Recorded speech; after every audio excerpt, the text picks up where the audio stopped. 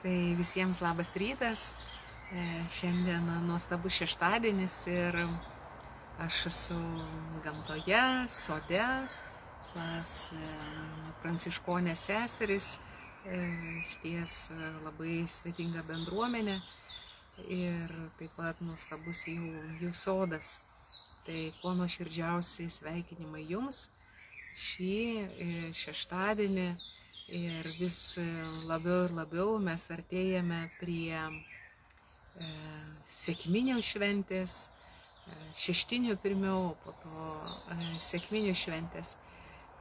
Bet šiandieną taip pat bažnyčia švenčia didelę šventę, Mergelės Marijos šventę ir išties ji yra ta mūsų mokytoja, pirmoji krikščionė ir mokytoja, galima sakyti, pirmoji pašvęstoji. Ir kada galvoju apie Mergelę Mariją, tai pirmiausia galvoju apie jos atvirumą Dievo veikimui. Ir manau, kuris buvo nuo pat mažumės ugdomas, nes šis atvirumas Dievo veikimui kasdienybėje leido jai pasitikėti Dievo malonę tuo met, kada įvyko apreiškimas apie Kristaus įsikūnijimą. Jis sugebėjo atsiverti jam. Taip, ją lydėjo abejonės, bet jį ištarė, kaip tai įvyks. Ir jai buvo ištarta, šventoji dvasia nužengs ant tavęs ir aukščiausio galybė pridengs tave savo šešėliu. Tikrai Mergelės Marijos asmenyje ir mes galime pamatyti save, pamatyti tą abejonę, ypatingai sunkiuose sprendimuose, ypatingai kai sprendžiame klausimus dėl pašaukimo, ypatingai kada turime padaryti svarbius pasirinkimus, taip, kurie nėra lengvi, bet angelo ištarti žodžiai jai, šventoji dvasia nužengs ant tavęs ir aukščiausio galybė pridengs tave savo šešėliu. Tikrai galiu pasakyti, kad ne kartą ir man šie žodžiai nuaidėjo širdyje, kad Dievo malonė su tavim, Dievas su tavim. Jis tavęs neapleis, jis duos tau jėgų. Tai Mergelės Marijos pavyzdys mus įkvepia, mane įkvepia pasitikėti ir atsiverti, žengti tą žingsnį. Ir kas tai yra tikėjimas? Taip, tai yra suvokimas, jis įmanoma suvokti protu, bet ateina momentai, kai mes turime peržengti slenkstį, peržengti žmogiško apčiuopiamumo slenkstį ir pasitikėti. Ir čia šventoji dvasia yra ta, kuri savo jėga, savo ugnimi mus lydi. Ir taip pat mane be galo guodžia ir įkvepia Tomo Akviniečio žodžiai apie maldą, nes išties kartais meldžiantis rožinį nutinka taip, kad mes išsiblaškome ir atrodo, na, čia paukštukas garsiau kalba turbūt negu aš. Mane išgirdo. Tai išties kartais atrodo, kad ar tikrai ta rožinio malda yra veiksminga ar gera, kai lydi išsiblaškimai, kai lydi kova, apsnūdimas, užmiršimas ir taip toliau. Tai labai yra svarbu suvokti, jog pirmiausias dalykas yra svarbu mūsų intencija. Mūsų intencija ir kada yra mūsų intencija grina, susitikti su Viešpačiu, turėti susitikimą su juo, tuomet yra labai svarbu laikas ir aplinka. Ne paskutinis laikas dienoje, kai, kaip sakant, ar tu nori miego, taip, aš jau miegu 3 sekundės iki pagalbės. Tai netoks laikas turi būti skirtas maldai, tuo labiau rožinio maldai, bet išties turi būti skirtas kokybiškiausias laikas maldai. Ir man vis kyla klausimas, Tai kodėl mes sugebam ruoštis jubiliejams, ruoštis gimtadieniams, ruoštis susitikimams, laukti svečių, investuoti į savo stilių, aprangą, išorę, makiažą, nagus, plaukus, nes laukia įvykis. Arba laukiame svečių, arba einame į pietus. Bet kodėl mes, kažkas vyksta viduje, kad nesugebam geriausiai pasiruošti arba geriausio laiko skirti maldai. Čia pamąstymai.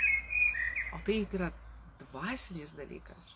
Tas, kas mus palaiko, tas, kas mus motyvuoja, į ką mes griebiamės sunkiausiamis akimirkomis. Tai kur yra mano giliausias širdies troškimas ir kaip aš sugebu jam skirti geriausią laiką. Ir Tomas Akvinietis sako, jog kalbamoje maldoje, šiuo atveju rožinio maldoje, gali būti trejopas dėmesys. Teisingas visų žodžių tarimas, aš turiu suvokti, ką tariu, kitaip tariant, teisingai juos ištarti, didesnis gilinimasis į šių žodžių prasme, tai aš dedu pastangas suprasti, ką aš meldžiuosi ir kaip aš meldžiuosi, ir ypatingas maldos tikslo, tai yra Dievo ir dalyko, už kurį meldžiamasi suvokimas. Ir šis suvokimas atveda prie giliausios vienybės su Viešpačiu. Tai, kaip sakant, teisingai ištarti, stengtis suprasti ir gilėti šioje prasmėje, žodžių prasmėje, kuriuos aš meldžiuosi. Kad jie taptų kūnu mano gyvenime, kad jie įsikūnytų mano gyvenime. Ir tuomet, kai aš keliausiu per gyvenimo įvykius, išties žodžiai nuskambės. Žodžiai nuskambės kasdienybėje, ką aš turiu daryti. Žodžiai nuskambės kasdienybėje, kad tuomet turiu pasitikėti. Žodžiai nuskambės kasdienybėje, kad aš eičiau pirmas atsiprašyti ir nusižeminti. Žodžiai nuskambės kasdienybėje, kad aš išlaukčiau, nereikalaučiau, pabrėžiu, bet išlaukčiau atleidimo iš kito asmens. Tai būtent skyrimas įsigilinti į maldos žodžius išties vis labiau ir labiau atveria mūsų širdį Dievui. O tuomet kasdienybėje jie įgauna savo atgarsį, jie nuskamba. Tai neįvyks tiesiog vieną kartą nuėjus į mišias per metus ar per mėnesį ir galbūt karts nuo karto pasimeldus, bet aš tam turiu skirti laiko, diena iš dienos. Ir tuomet žodis nuskambės mano kasdienybėje. Tuomet žodis ateis į mano įvykius, į mano darbą, į mano biurą, į telefoninius skambučius, galbūt kur aš dirbu, ar gal dirbu valstybės tarnautoju, o gal dirbu tuos paprastus ruošos darbus, o gal lankau senelius, o gal dirbu su jaunuoliais. Žodis ateis ir ateis kaip didžiausia paguoda, taip, kaip žodis atėjo mergelei Marijai. Šventoji dvasia nužengs ant tavęs ir aukščiausio galybė pridengs tave savo šešėlį. Tai būkite paguosti ir sustiprinti šių žodžių šį šeštadienio rytą, kurį jūs pasijungėte, kad jis prasidėtų prasmingai, ir linkiu jums uolumo, užsidegimo, nepamesti pirminio troškimo. Ir visų jūsų laukiam ateinantį šeštadienį bendrystės dienai Utenoje, kuri prasidės nuo 11:30 dienos. Jūs galite registruotis utenosvienolynas@gmail.com. Tai tikrai norisi švęsti kartu su jumis gyvenimą, norisi džiaugtis Dievo kūrinyje, Dievo darbais jūsų gyvenime ir pamatyti jūs visus, kurie esat nuotoliu, kurie esat arti mūsų.